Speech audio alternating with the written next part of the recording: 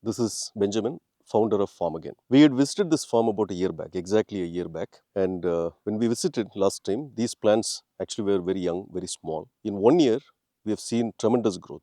And the comparison for me, as far as oil palm is concerned, is with farms in Indonesia and Malaysia. There is a notion, there is a belief that oil palm is meant to grow in high rainfall regions. But as we all know, for those of you who know this region, this is a rain shadow region. There is no water. In the previous video, we had actually shown the water output from the borewell. It was a 1-inch pipe. The water output was only less than half of that 1 inch. Right. With that, he has been able to do successful farming in 12 acres.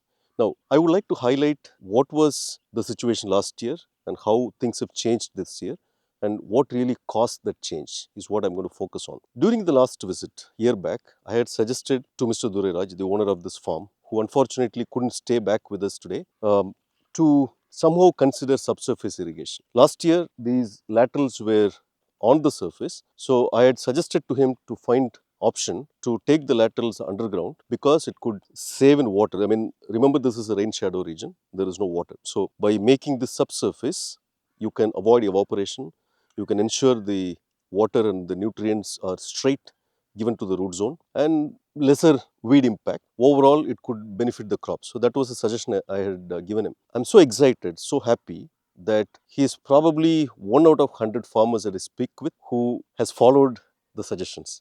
He has done it this time. He has made, you can see that he actually placed the laterals and made a small bed on top of it to convert the over the surface irrigation into subsurface irrigation. So this is as far as oil palm is concerned. So key takeaway, oil palm doesn't have to be in high rain region. It can also be grown successfully in a rain shadow and water deficient locations too. So now this Goa farm is also very closer to the, it is rather adjacent to the oil palm area. What we saw last year was half of this Goa, he had done raised bed, and part of it he had also converted to double inline. And he had said then that he did both raised bed and partial double inline after watching some of my videos where I was talking about the science behind why there should be raised bed and what is the benefit of double inline and those kinds of advices. The additional input I gave him last time when we visited was not only should you do raised bed, make double inline for the entire region, and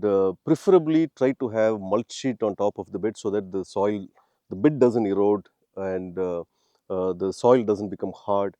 It also will help in better photosynthesis because these mulch sheet also do reflect sunlight to the bottom of the leaves. And because this is a water deficient region, I also suggested to have weed mats so that the weeds don't grow and compete with the crop on the nutrition consumption. Surprising enough, he had done all of it. He made the entire Goa into a raised bed farm. All the beds are now equipped with double inline, and all the beds have got the mulch sheet, and between two beds there is also weed mat. And the farmer, Mr. Duraraj, actually said that this is the first year they had a bumper harvest from Goa. See, basically, my belief, my faith always is if you do follow science the way we should, the plants will reciprocate. But if you don't follow the science, you will be faced with lower yield and all kinds of issues. So on one hand, it is important to make sure the physical infrastructure is made the right way.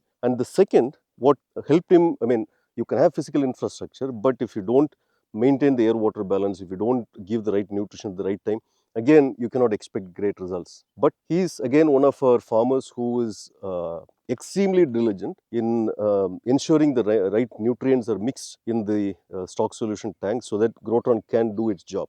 So the right air water balance is being maintained, the right nutrition at right time is being supplied, which is one of the reasons why he was able to get bumper harvest from Goa, as well as such a great growth in just 1 year as far as oil palm is concerned. So the results of proper science is quite evident from this farm. This farm visit actually has been quite encouraging to me. So what I've decided is to come back to this farm maybe once a year, at least for the next 5 years, and show the difference. Every 1 year, how the trees actually progressed is something I want to show. And this will be a great demonstration of how proper physical infrastructure with technology intervention by Grotron can do wonders for any crop.